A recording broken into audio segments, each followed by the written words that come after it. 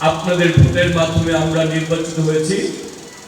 আমাদের দলের চেয়ারম্যান জনাব তারেক রহমান বাংলাদেশের প্রধানমন্ত্রী হয়েছেন, মাননীয় প্রধানমন্ত্রী হয়েছেন। আমি আপনাদের ভোটের মাধ্যমে নির্বাচিত হয়েছি বলেই আজকে আমার দল আমাকে গণপ্রজাতন্ত্রী বাংলাদেশ সরকার প্রতিনিধি হিসেবে দায়িত্ব দিয়েছেন। আমরা নির্বাচনের পূর্বে বলেছিলাম, রাজনীতি মানে আমরা ক্ষমতা মনে করি না, রাজনীতি মানে আমরা দায়িত্ব মনে করি, জনপ্রতিনিধি আমরা জবাবদিহিতা মনে করি। আর সেই কারণে আজকে বলছি, আপনারা যারা সামনে উপস্থিত রয়েছেন তারা এই রাষ্ট্রের মালিক, আর আমি হচ্ছি আপনাদের এই রাষ্ট্রের একজন আপনাদের সেবক হিসাবে আজকে এখানে উপস্থিত হয়েছি। আমরা আপনাদেরকে সেবা দিতে চাই, আপনাদের পাশে থাকতে চাই। আপনাদের যেই সন্তানদের যে ভবিষ্যৎ স্বপ্ন দেখছেন, সেই স্বপ্নকে আমাদের বর্তমান মাননীয় প্রধান জনাব তারেক রহমানের নেতৃত্বে সেই স্বপ্নকে আমরা বাস্তবায়ন করতে চাই। আপনারা দেশের জন্য অনেক পরিশ্রম করেন, অনেক শ্রমঘাম দেন, সেই বিনিময়ে আপনারা চান আপনাদের সন্তানগুলি সঠিক শিক্ষা পাক, চিকিৎসা সুবিধা পাক।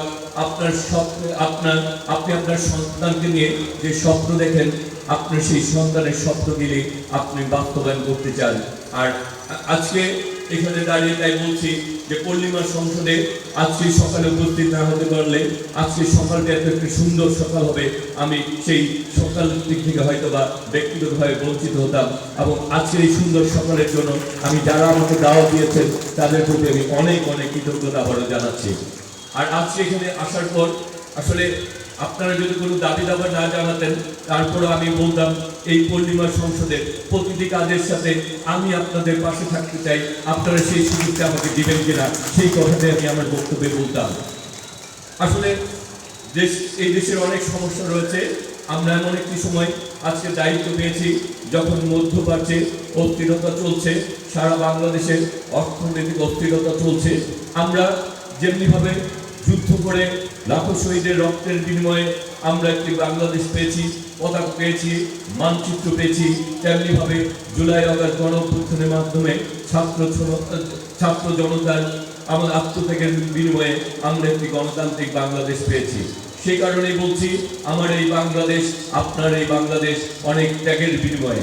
সুতরাং আমাদের সবাইকে যদি আমরা ঐক্যবদ্ধ থাকি, ইনশাল্লাহ আমাদের সামনে যতই আমরা সমস্যার সম্মুখীন হই না কেন, আমাদের এই দেশ, আমরা সেই সকল সমস্যা আমরা ঐক্যবদ্ধভাবে ইনশাল্লাহ সেই সমস্যাগুলির সমাধানের দিকে আমরা এগিয়ে যেতে পারবো।